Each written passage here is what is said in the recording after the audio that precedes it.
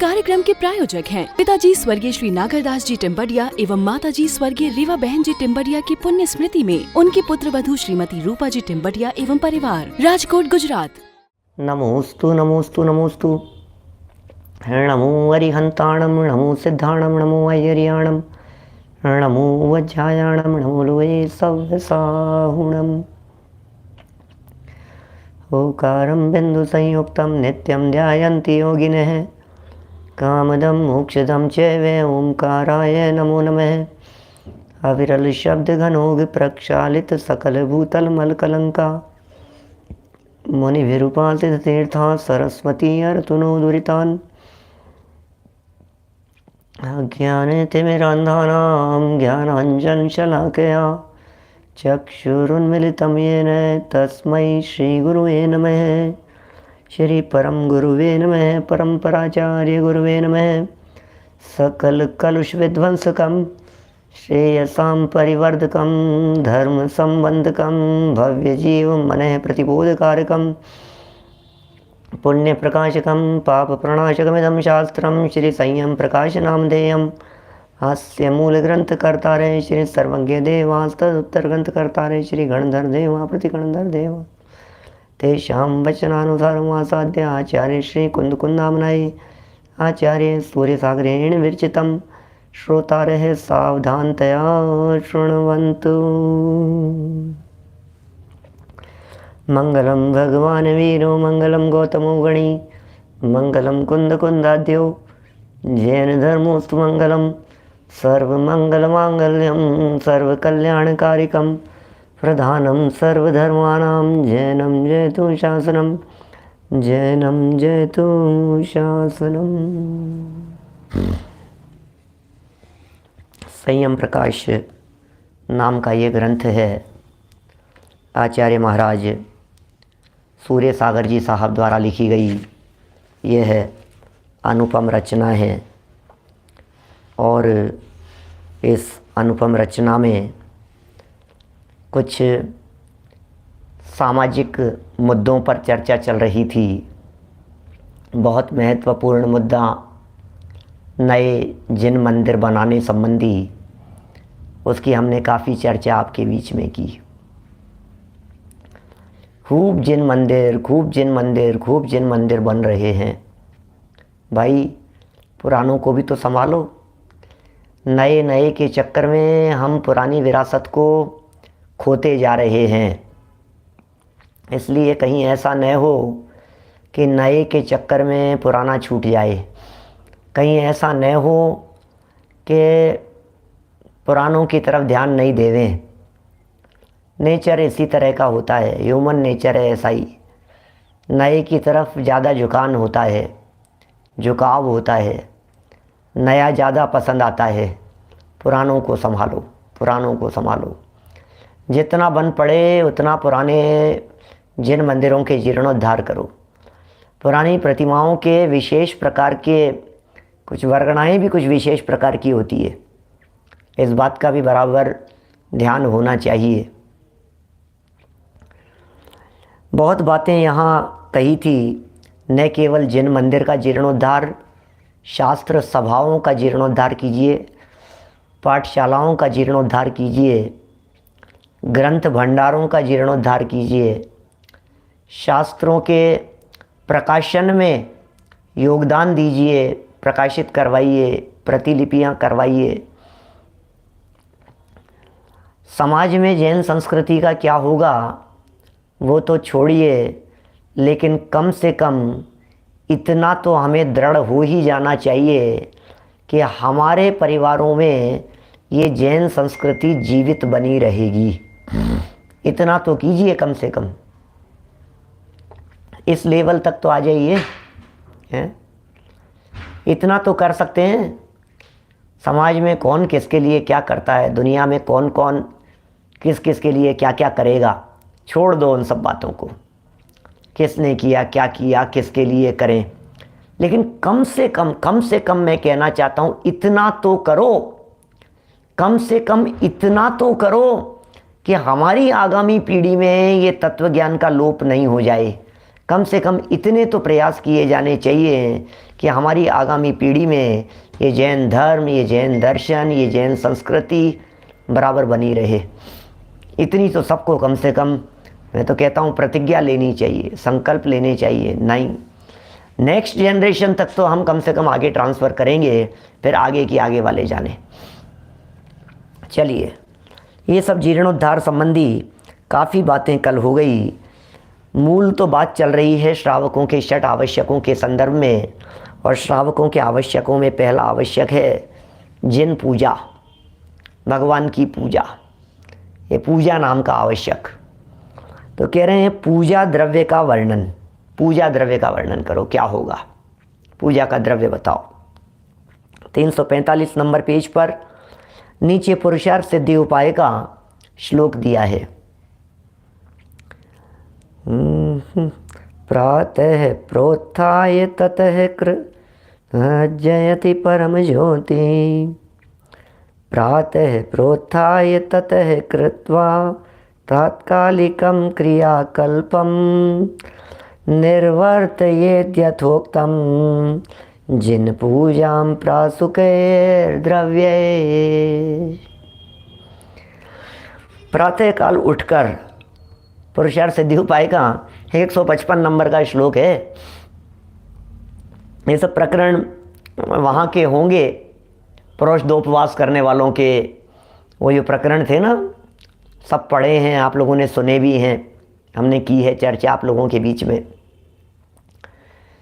बोले उपवास किया, फिर उपवास करने के बाद में क्या किया, प्रोषदोपवास, सप्तमी के दिन हमने एकासन किया, फिर अष्टमी के दिन उठ करके फिर क्या करें, बोले उठ करके सबसे पहले नहा धो करके पूजन करो, मंदिर जाओ, जैनेंद्र देव की पूजन करो। ये बातें वहाँ पुरुषार्थ सिद्धि उपाय के अंदर भी सिखाई गई थी, सो ही यहाँ कह रहे हैं। प्रातः काल उठकर प्रातः काल संबंधी शारीरिक शुद्धि माने स्नान आदि करके श्री जिनेंद्र भगवान की पूजा, प्रासुक माने अचित्त द्रव्यों को, ये बहुत अच्छे अच्छे शब्द देते हैं महाराज साहब, अच्छी बातें लेकर के आते हैं। अचित्त द्रव्यों अर्थात जल, चंदन, अक्षत, पुष्प, नैवेद्य, दीप, धूप और फल द्वारा भक्ति पूर्वक यथाविधि करनी चाहिए, भक्ति पूर्वक करनी चाहिए, यथाविधि करनी चाहिए, प्रासुक द्रव्यों से करनी चाहिए, अहिंसक द्रव्यों से की जानी चाहिए। अरे पूजन करने में भी हिंसा हुई तो फिर क्या हुआ। अन्य क्षेत्रे कृतं पापम धर्म क्षेत्रे विनश्यति, धर्म क्षेत्रे कृतं पापम वज्रलेपो भविष्यति। दूसरे क्षेत्रों में किए गए यदि कोई पाप हैं तो धर्म क्षेत्र में आकर के ये सब धुल जाएंगे, लेकिन धर्म क्षेत्र में यदि कोई पाप कर दिए गए हैं तो वे तो वज्र के लेप के समान हो जाएंगे, फिर उन्हें कैसे दूर किया जाएगा। इसलिए बहुत ये पूजन पद्धति, क्रियाएं, इन सब में बहुत सावधानी रखने की ज़रूरत है, कहीं इसमें असावधानी वक्त ज़्यादा पाप का काम न हो जावे, इतना विवेक बराबर होना चाहिए। शंका, यह श्लोक प्रोषद व्रति के प्रकरण का है, प्रोषद व्रति के प्रकरण का श्लोक है, हमें पता ही था।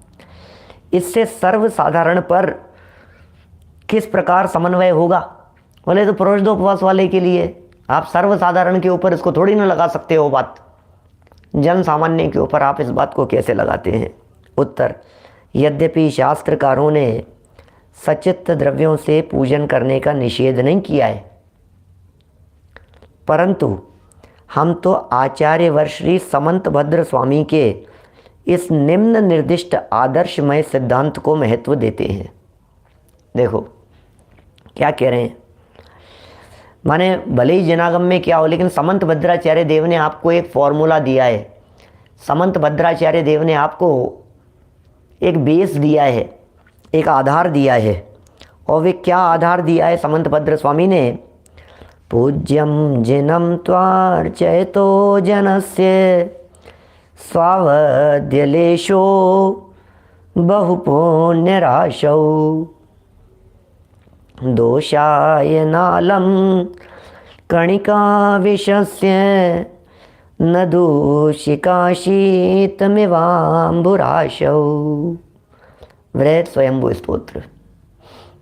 हे प्रभु, स्वयंभू स्तोत्र में लिख रहे हैं समंत भद्राचार्य देव। ओहो, आपको मालूम है इस कलिकाल में समंत भद्र स्वामी ही एकमात्र ऐसे आचार्य हुए जिन्होंने डंके की चोट पर सर्वज्ञता की सिद्धि की, भगवान के अस्तित्व को उन्होंने सिद्ध किया। एकमात्र आचार्य इस युग में यदि सबसे पहले किसी ने सर्वज्ञता के ऊपर प्रश्न उठा करके सर्वज्ञता को स्थापित किया तो वे समंत भद्र स्वामी है। इसीलिए इनको कलिकाल सर्वज्ञ कहा जाता है। समंत भद्र आचार्य देव कलिकाल सर्वज्ञ कहलाते हैं। इस कलिकाल में सर्वज्ञ की सिद्धि करने वाले वे समंत भद्र आचार्य कलिकाल सर्वज्ञ हैं। कहीं कहीं कुंद कुंदाचार्य देव को भी कलिकाल सर्वज्ञ कहा है। दो ही लोगों के लिए ये विशेषण मिलते हैं, एक समंत भद्राचार्य के लिए, एक कुंद कुंदाचार्य देव के लिए। समंत भद्राचार्य तर्क से सिद्ध करते हैं सर्वज्ञता को, इसलिए वे कलिकाल में सर्वज्ञ की सिद्धि करने वाले होने से, इस कलिकाल में सर्वज्ञता की सिद्धि करने वाले होने से वे कलिकाल सर्वज्ञ कहलाए। और कुंद कुंदाचार्य को भी कलिकाल सर्वज्ञ कह देते हैं क्योंकि कुंद कुंदाचार्य देव ने इस कलिकाल में सर्वज्ञ भगवान के विरह को भुला दिया। जिनकी मौजूदगी ने कलिकाल में सर्वज्ञ भगवान के विरह को भुला दिया, वे वास्तव में कलिकाल के सर्वज्ञ हैं। वे कुंद कुंदाचार्य देव। कुंद कुंदाचार्य देव की सत्ता, कुंद कुंदाचार्य देव की उपस्थिति, उनकी मौजूदगी कलिकाल में, इस कलिकाल में सर्वज्ञ भगवान के विरह और उसके खलन को पूरित करने वाली है, इसलिए वे कलिकाल सर्वज्ञ। यहाँ तो समंत भद्राचार्य साक्षात उतर करके हमारे सामने आए हैं कुछ बात समझाने के लिए। स्वयं उतर करके आए हैं, साक्षात उतर करके आए हैं समंत भद्र स्वामी। कहते हैं ये समंत भद्र स्वामी आगामी 24 के 23वें तीर्थंकर होने वाले हैं। ये स्वयं तीर्थंकर होने वाले हैं, 23वें तीर्थंकर होंगे। दिव्यवाद के नाम से 23वें तीर्थंकर आगामी 24 में ये समंत भद्र स्वामी होने वाले हैं, दिव्यवाद नाम से। ओहो, धन्य है ऐसे महान आचार्य जो साक्षात सर्वज्ञ जैसे थे इस काल में हमारे लिए, और भविष्य काल में वे तीर्थंकर बन के इस धरती पर धर्म तीर्थ का प्रवर्तन करने वाले हैं। देखिए क्या कह रहे हैं ये स्वयंभू स्तोत्र में, क्या कह रहे हैं। ये वे ही आचार्य हैं जिनके माध्यम से पीछे अपन ने वो महादेव जी वाला प्रसंग सुना था, जिन्हें भस्मक व्याधि रोग हो गया था। ये वे ही समंत भद्राचार्य देव हैं। रोग के काल में रोग से भिन्न जो चैतन्य तत्व को देखते थे, अरे जिन्होंने अनेक अनेक प्रकार के तर्क दे करके अरे भगवान तक की जिन्होंने परीक्षा की है, वे समंत भद्राचार्य हैं। ये वे समंत भद्राचार्य देव हैं। भरत भाई टिम्बड़िया साहब, ये वो समंत भद्राचार्य देव हैं जिन समंत भद्र स्वामी ने क्या काम किया है आप सोच नहीं सकते हैं। ये समंत भद्र स्वामी ने जो काम इस युग में कर दिया है हम जैसे लोगों के लिए। बहुत सारे लोग ये कहते हैं तुम होते कौन हो इनकी परीक्षा करने वाले, तुम्हारी हैसियत क्या है। समंत भद्र स्वामी ने कह दिया कि अरे तुम क्या बात करते हो, हमारी श्रद्धा का सवाल है, हम तो परमात्मा की भी परीक्षा करेंगे। तुम क्या बात करते हो, गुरुओं की परीक्षा, इनकी परीक्षा, शास्त्र की परीक्षा, अरे हम तो भगवान की भी परीक्षा करके उनके चरणों में मस्तक झुकाएंगे। जब तक परीक्षा नहीं करेंगे तब तक भगवान को भी मस्तक नहीं झुकाएंगे। ऐसा है। देखो, हे प्रभु, आपकी जल, चंदन, अक्षत आदि अष्ट द्रव्यों से पूजन करने वालों को यद्यपि आरंभ संबंधी दोष का लेश मात्र, अंश मात्र होता है, अंश मात्र होता है। हे प्रभु, जल चंदन आदि द्रव्यों से, क्योंकि आरंभ तो है ही ना जल चंदन आदि, क्या सामने प्रश्न आ गया बीच में उपयोग में, कलिकाल माने क्या है। कलिकाल, कल की, कलिकाल, कली कली कहते काला, खोटा, बुरा, क्या, इसलिए इसे कलिकाल कहते हैं। माने हिंदू संस्कृति में तो इसे कलिकाल ही कहा है, इस काल को, जैसे अपन पंचम काल कह रहे हैं ना, कलयुग, कलयुग कहते हैं। पहला सतयुग था, फिर द्वापर युग आया, फिर त्रेता युग आया, कलयुग चल रहा है ये अभी, ऐसे युग बतलाए हैं हिंदू संस्कृति में। कलयुग माने खोटा काल इस पंचम काल में। अरे इस दुखद पंचम काल माही, जब जिन देव का हो विरह, तब मात सम उपकार करते, पितु सम उपकार करते। ये हमारे वीतरागी संत, माता के समान उपकार करने वाली है जनवाणी माँ। इस कलयुग में किसका सहारा है?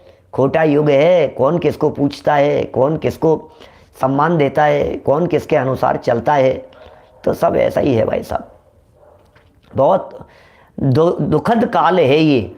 वो विभीषण वाला वो प्रसंग तो ध्यान रखना, क्या विभीषण वाला जो प्रसंग है, मैं पंचम काल का वो हूँ मनुष्य। पंचम काल का मनुष्य होना माने बहुत खराब हालत है पंचम काल के मनुष्य की। हमारे संजय जी शास्त्री है ना, जेवर वाले, वो ऐसा कहते हैं, ये पंचम काल का जो मनुष्य है बड़ा विचित्र प्राणी है। हुंडाव सर्पनी काल के पंचम काल का ये है तो पंचम काल में क्या भोग भोगना चाहता है चौथे काल जैसे, और परिणाम रखता है छठे काल जैसे, ऐसा कहते हैं। क्या इसकी बड़ी विचित्र मानसिकता है। इसको ऐसे सपने ऐसे देखता है, भोग ऐसे देखता है जैसे चौथे काल जैसे, अरे ऐसा चाहिए ऐसा चाहिए। और परिणाम कैसे हैं? परिणाम इतने कलुषित रखता है जो कि छठे काल जैसे हों। ये तो अतिशयोक्ति में कही गई बात ही है, उसी अर्थ में, उतने ही अर्थ में इस बात को लगाना, नहीं तो पंचम काल में छठे जैसे परिणाम हो नहीं सकते हैं। पंचम में तो पंचम जैसे ही परिणाम होंगे, छठे में छठे जैसे होंगे, चौथे में चौथे जैसे होंगे, है ना। तो लेकिन भावनात्मक दृष्टि से यदि बात देखो तो वास्तव में हालत इसी तरह की है दुनिया में। वर्तमान में हालत कुछ इसी तरह की है। लोग कहते क्या हैं, बोलते क्या हैं, कूट कूट करके मायाचारी भरी पड़ी है, ऐसी है हालत। देखो क्या कहें भाई साहब, बहुत लंबा काल है जी लुआड़िया जी साहब, लंबा काल है बीच में बहुत, और जाएंगे भी, अधोगति भी होगी कालांतर में, जो जैसी होगी क्या कहें, विचित्र प्रकार की स्थिति है। लेकिन जो काम करके चले गए हैं समंतभद्र स्वामी, ये तो कोई अपूर्व कार्य कर गए हैं हमारे लिए। देखिए ये कह रहे हैं, आरंभ संबंधी लेश मात्र दोष होता है, किंतु आपकी भक्ति और पूजन के महात्म्य से विशेष सातिशय पुण्य राशि का बंद होने के कारण वह दोष नगण्य है। ये समंतभद्र स्वामी कह रहे हैं। किंचित मात्र कोई दोष लग जाए, कोई दूषण लग जाए, कोई कमियां दिख जावे तो कोई बात नहीं, अब जो होगा सो होगा। लेकिन जो आपकी पूजन भक्ति का महात्म्य है उससे वो सब धुल जाएगा, अर्थात गिना नहीं जाता। जैसे बड़े भारी अथाह समुद्र में विष की बूंद की कोई गिनती नहीं है। एक गिलास में, एक जग में, एक बाल्टी में यदि समुद्र की बूंद गिरे तो ठीक है, लेकिन समुद्र में यदि जहर की बूंद गिर जाए तो कुछ मायना नहीं रखती, कुछ नहीं होगा। इसलिए भव्य प्राणियों को सचित्त पूजन की अपेक्षा अचित्त प्रासुक द्रव्य से पूजन करना विशेष लाभदायक है, ऐसा हमने समझा है। ये महाराज साहब कह रहे हैं सचित्त द्रव्यों से मत करो, अचित्त द्रव्यों से पूजन करो। अभी आगे ये सारा प्रकरण पूजन के संदर्भ में ये बातें खोल खोल करके समझाएंगे, एक एक बातें, किस तरह के द्रव्य होने चाहिए, किस तरह से प्रासुकता उनमें होनी चाहिए, कैसी पवित्रता होनी चाहिए। यदि प्रासुक और पवित्रता नहीं होगी तो फिर खत्म हो जाएगा सब। विवेक तो रखना ही पड़ेगा ना। शंका उठा रहे हैं, फिर भी शंका क्या है? अब तो इसी श्लोक को आधार बना करके बहुत सारे लोग को तर्क करने लगते हैं।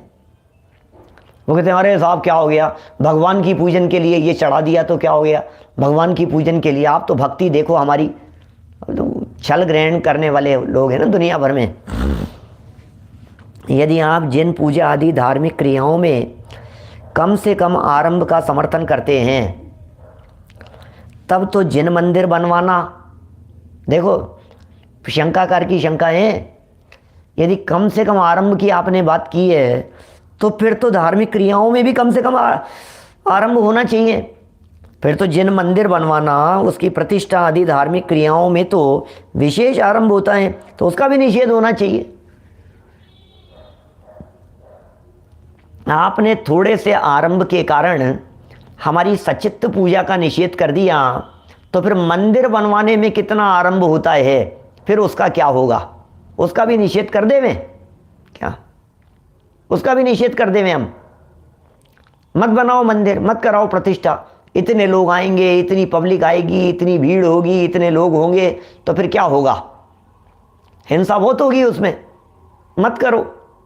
कह रहे हैं सुनो भैया, उत्तर सुनो। यद्यपि मंदिर आदि निर्माण में विशेष आरंभ होता है, बात ठीक है तुम्हारी, मंदिर बनवाने में विशेष आरंभ होता है, किंतु उसके बिना धर्म का मूलोच्छेद जड़ से नष्ट होना संभव है। मंदिर ही नहीं होगा तो फिर खत्म हो जाएगा सब कुछ। अशक्य बातें भी होती है बहुत सारी, इतने कुतर्क करने वाले लोग मिलते हैं, अकेले मुझसे ही नहीं, आप लोगों से भी मिलते होंगे, सब तरह के लोग मिलते हैं दुनिया में। उनको थोड़ी सी बात कही जाए तो वो ज़्यादा कहने लगते हैं। हम इतना सा कह देवें कि द्विदल में दोष है तो कहेंगे दही भी मत लो, दूध भी मत लो, सांस भी मत लो, चलो भी मत, बोलो भी मत, माइक भी मत लगाओ, रोड पर भी मत चलो, ऐसी ऐसी बातें करेंगे लोग। क्या करें? दुनिया बड़ी विचित्र प्रकार के प्राणियों से भरी हुई है, विचित्र विचित्र प्रकार के लोग हैं यहाँ। तो ये उसके बिना धर्म का मूलोच्छेद हो जाएगा, धर्म ही खत्म हो जाएगा। फिर तो फिर क्या कहेंगे? जड़ से खत्म हो जाएगा। मंदिर का ही निषेध कर दोगे तो फिर क्या बचेगा? इसलिए पूर्वाचार्यों ने गृहस्थों के कल्याणार्थ मंदिर बनवाना और प्रतिष्ठा, रथ यात्रा आदि करवाने का आदर्श मार्ग निरूपण कर इसे सम्यक दर्शन की उत्पत्ति का कारण बताया है।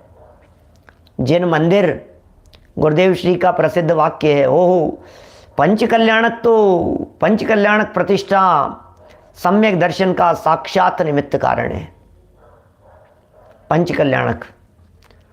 पंचकल्याणक प्रतिष्ठाओं को सम्यक दर्शन की प्राप्ति का साक्षात निमित्त कारण कहा गया है। आप सोचिए, कल्पना कीजिए, आप सोचिए जरा, इन्हें साक्षात सम्यक दर्शन का निमित्त कारण कह दिया गया है तो कैसे कहा गया होगा? कुछ तो बात होगी, तभी तो कही होगी ना ये बात। बहुत सारे लोग अभी ये मंदिर बनवाने में हिंसा होगी, ये तो ऐसा तर्क दे रहे हैं, तो फिर मंदिर भी मत बनवाओ।